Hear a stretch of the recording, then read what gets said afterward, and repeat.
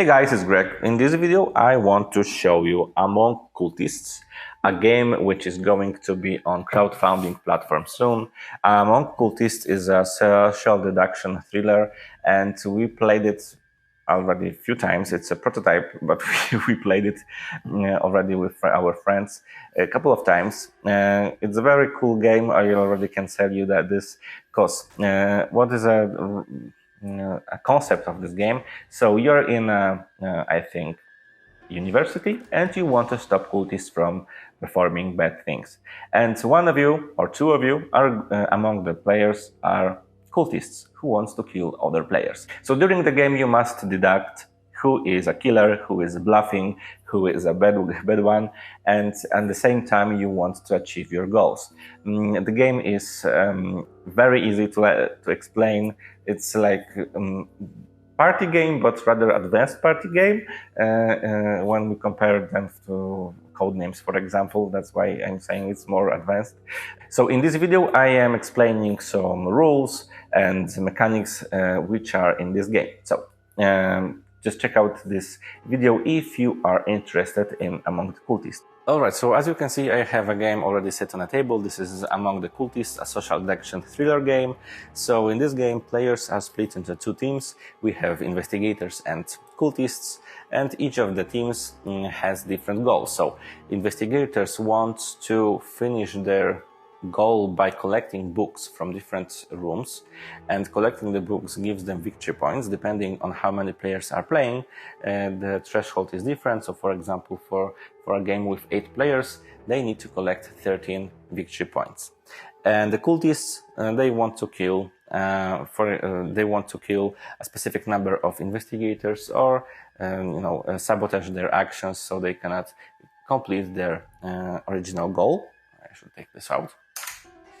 Alright, so let me tell you what do you have on the map. So we have rooms color-coded, so some of the rooms are single rooms, but some of the rooms shares the colors. For example, these blue 3 rooms. So those rooms can be connected in some way. I will explain it shortly. So we have rooms, we have hallways, as each room has this rectangle, let's say, that represents doors. And when you travel from one room to another, you need to go through hallway and finish in some kind of room, or in hallway if you wish. So we have rooms. Here is the table where you're going to move those small tokens of books, which are goal of the investigators. If you collect, for example, in this green room, all those 3 books and move them here to the shelf, investigators will gain 3 victory points, and they will be closer to the victory. Another token is with those X's. So those tokens represent that those rooms are still not ready to, let's say, investigate them. Those tokens will be turned to the side with green tick when 3 cards are present in a deck assigned to this room. So there should be only 1 card in here. As this is a setup, during the setup there is only 1 card added here in a random, so you don't know what you can expect from here. So during the game you need to add at least 2 cards, and then you can investigate in this room. Another thing are those tokens of cultists. So those are like NPC cultists. They will appear on the map and block actions in the rooms. Another thing is, here is the fishman. The fishman is also another NPC that cannot be killed, because every time he is killed, he's just going back to the river, and then he can appear again on the map. We have those oversized wooden tokens of players. 2 sided, so there's a side that shows that this investigator is alive, and there's also a version of the dead investigator. This game is actually very cool because you are going to eliminate the players, but they will still play the game. So when they are dead, when they are ghost, they are still playing the game, but the rules are a little bit different. What else we have here?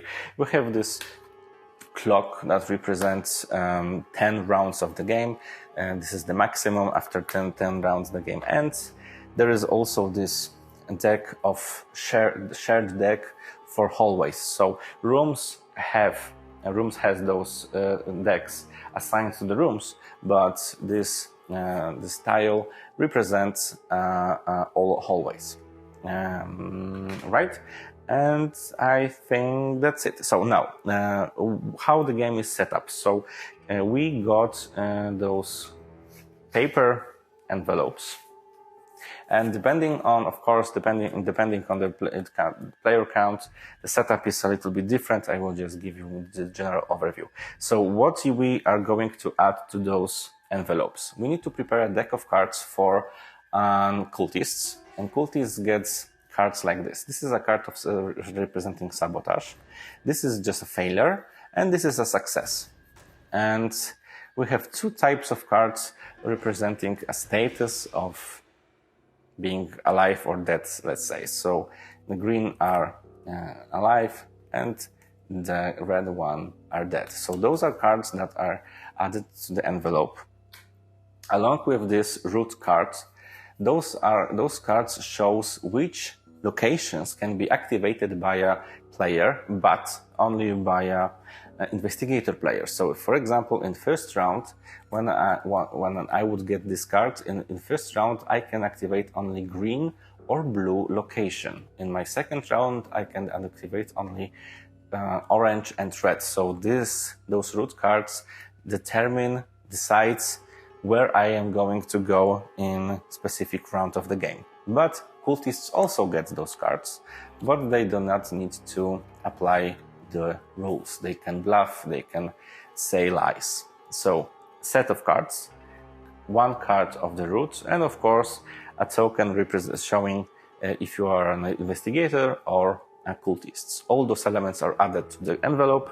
Envelopes are shuffled. Every player gets one of these envelopes, and now they know whether they are playing as an investigator or cultist. And this is a setup. Now, how the game works and how looks one round of the game. So, round of the game starts with the movement phase. And during the movement, starting with the first player, so the player with this knife, this is a first player marker, but also a useful token, because only the player with this token can fight with this fishman when he appears on the board in a campus. Now, movement. So starting with the first player and going clockwise, each player is moving up to 3 locations. So going to the room is one step, going to the hallway is another step. So this is a two movement points, and finishing in a room, for example, here, this is a 3 movement points. Now another player, let's say, goes here, and now another player goes again here. And now this is a situation where we need to perform an encounter. So we have only two characters in one room. So if one of them is a killer, this is an occasion for him to kill investigator. And now how it works? How works this encounter phase? So as I said, those are the cards of cultists. And now cultists need to give one of these cards to the character that they met in this room. If, depending on your, of course, strategy, you can kill him and add this red card to his Pulse deck, or if you want to be like not suspicious from the beginning of the game, you can decide to give him a green card and add it to his Pulse deck. And now, what's Pulse deck? So each character, so this is a character board, each character has their face down Pulse deck that is not shown until one of the players decides to check if the character has a pulse. So basically, you can be a dead, you can be a walking dead, but you are not going to know this till someone checks your pulse and says, all right, you're dead. So if this character decided to, we have this encounter of those two characters. Each of them needs to give one of those cards with red or green cards to each other and add them to this pool's deck. No one knows, no one checks what type of card was added to each of those to those decks. And now going on clockwise, the rest of the characters is moving around the campus. In this situation, we are not performing the encounter as we have 3 characters in one room, so killer is not going to kill one character when the second one is standing there and watching them, right? And so, for example, just let's move the rest of the guys like here, right? This is, so let's say that we finished movement phase. We had only one encounter in here, and now we are going to second phase of the game, so event. So we have this bag where we are going to draw a token, and those tokens represent different events. So for example, this token represents secret door. So we are adding this token to our clock in here, like this, and that represents that each room of the same color is now connected, because we discovered secret door connecting rooms of the same color. So for in this example, this character in the blue room and this character in the blue room are in the same room, and there's only 2 of them. So again, they need to perform an encounter and share those cards, green or red. After the event phase, we are going to action phase. And now let me tell you what kind of actions you can perform. You can perform only one action, and we have 2 types of actions: character actions and room actions. Character actions can be performed always, and room actions can only be performed when you are in the right room that is on your route. So in this example, if I had this card, I need to finish my move on pink, blue or red location, or if I'm not going to do this, I cannot perform room action this round.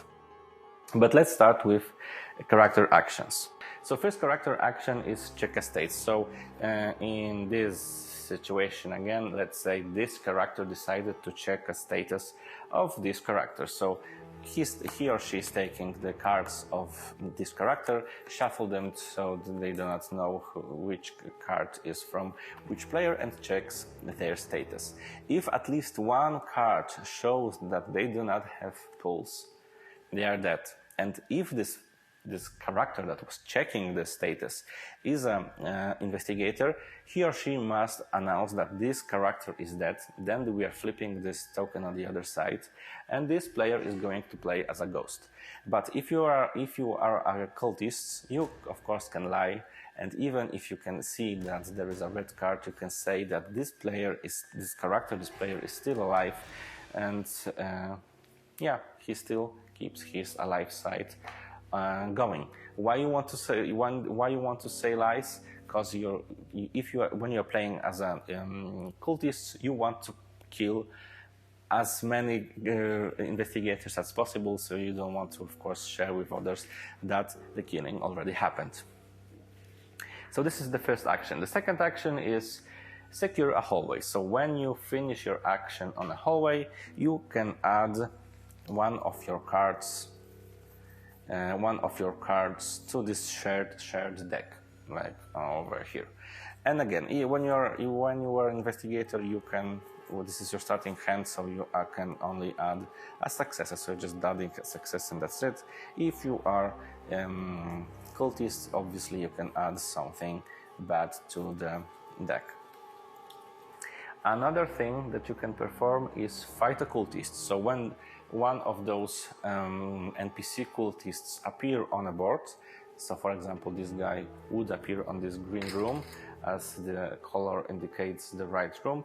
When this guy appears on this room is blocked and you need to kill him before you can perform any actions here. So basically fighting a cultist, you kill him, he's removed from the board, and your action this round is lost because you had to kill an obstacle. And another action is scare away the fisherman. So Again, this action can only be performed by the player with this dagger. When the fishman is on the board, you're just carrying him away and he's going back to the water, and that's it. And finally, assassinate a character. So this action can only be performed by an investigator who is playing as an assassin, because we also have roles in here, and you can kill just one of the players if you are thinking that they are a cultist. Now the room actions. So the actions that you can perform only if you are in the right room according to your route. So in this example, we have those two guys and those two characters in this green room, and this is our first action. So let's say this is the round of this character. This character can perform a room action. And what room actions we have here? So first type of action is fill the room deck. So as I said at the beginning, the first card in this room is added during the setup randomly, and no one knows what's in here. Now as a investigator, you obviously want to add successes, because this is your way to win the game. If you are a cultist, obviously you can add sabotage or failure. So let's say those two characters that finish this their movement here, they added those two cards in here. When we have 3 cards in one room, we need to flip this token to show that this room is now ready to perform different type of action, check a room. And what does it mean? On some of those, but before that, on some of those tokens, on some of those, on like for example on this token, when we flip the token and there's that exclamation mark, we need to perform additional step, and this is the moment when you are using those cards added to the hallway deck. So you're shuffling the deck, and depending on what you will find here, something different gonna happen. So if we get sabotage, fishman is appearing on the board. If we get success, nothing happens. And if we have a failure, NPC cultist appears on the board. So you need to choose one of them, flip, and check where he is going to appear. So in this example, he would go here. And now let's go back to the check a room action. So fill the room deck. I already told you we are adding just decks in here, cards in here, and now check a room. So again, you're taking the cards in the room you are present, and you're choosing one of the cards. And again, depending on what you chose, something different happens. So let's start with the positive result. If this is a success, you are taking one of those tokens of the books and add them to the shelf, to the corresponding color. If there was a failure, like this card, if there was a failure, nothing happens. And when there is a sabotage, if this is possible, you need to take the book from the shelf of the corresponding color and give it back to the map. So this is a failure. Now, another action, it's initiate a vote. So when the vote is available, you can decide to start a vote. So this is a moment where you're going to show an accusation and suggest that someone is a cultist or not. Then you're going to vote, and if the voting goes, when the player with the most votes is killed. Now, another action that you can perform, and this initiate a vote can only be performed in this cafeteria, as the voting token is only available here. Now, another one is use a camera. So this is also this one is available only in this red room, as this is a security or something like this. And when you are using this camera, it's like performing a check a status, but you can do it on a whole board, so another player doesn't have to be in the same room as you in this red room. Another one is reset the power supply. So we have this token, as I said, when there's a light bulb, when there are 3 characters in one room, you're not going to perform an encounter, but when the lights go off, it doesn't matter how many characters is in one room, there's always an encounter. So you can switch back from off to on and help your fellow investigators survive more encounters. And final action that can be performed is closing a portal. So again, during the event, you can draw an event that says that the portal is opened, and portal opens in this green room over here. And depending on how many players is playing, you have 2 or 3 rounds to close the portal. So I think 2 or 3 investigators must come here to close the portal. If you do this in the specific time, you get additional victory points. And those are all actions that you can perform. After that, there is a cleanup phase, so the voting token is flipped, and first player token is passed to another player, and again you're starting everything from the beginning. So movement phase, encounters, actions, and cleanup phase. Basically, that's it. So this is among the Cultists. It's a social deduction thriller game. I think it's very interesting, especially if you are into those thriller horror Cultists monsters theme. It's very easy to play it, and the very cool thing is that you can spice it up adding those roles, because in this vanilla version, every cultist and every investigator is the same, but those tokens comes with special skills. We have a lot of them, and those skills can vary. So this investigator is the playing guy. There is no special skill, but we have some extra skills that are printed in here. I don't remember what those symbols means, but they can influence the game a lot. So some of them allows you to move faster. One of the roles of the investigators is a seer, and this player knows which of the other players are cultists, but this player cannot share this knowledge with other players. So it's very, very cool addition that can spice up the game.